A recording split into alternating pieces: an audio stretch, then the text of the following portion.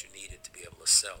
And there is, of course, Chris did, and the splitting of the hand, which I actually sat in the movie theater on opening day and heard a fan, after Jason's hand was split by this machete, a fan sitting in front of me said, "Now Jason's mad," as if all the other things that happened to him really didn't impress him. There you go, the splitting of the hand, again done in reverse action.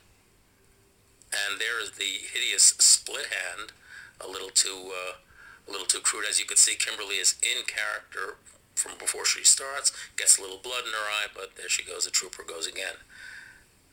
There's Ted, who, to his credit, encouraged the actors to really encounter him and whack him with whatever it is they were using. So Ted took a lot of beating on behalf of the film and has helped the film tremendously by doing that. We knew the unmasking of Jason was going to be a very important piece. The dropping of the mask and how it would fall, of course, because the iconic mask had to land just where we needed it to land.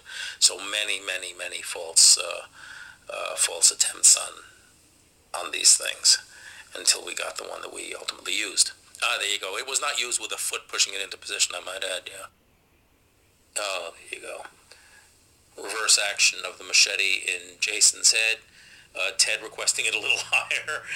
And so there you go. Little Corey has to be able to maneuver this per direction.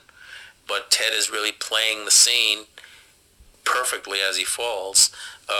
Again, these are issues of lighting, and the way you're seeing it here, it would not be the way we finally color timed it for the film.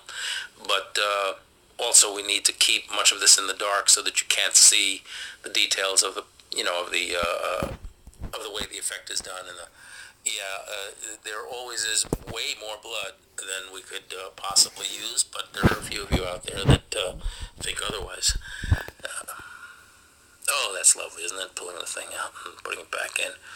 No, as we've discussed earlier, the puppet is really manipulated by lots of people. Make it bleed, manipulate the tongue, facial movement.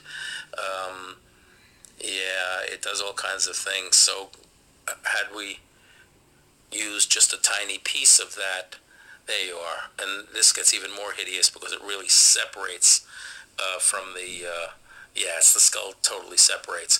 We could have cut a version that would have been believable. Of course, when you see it in the long form like this, it's not.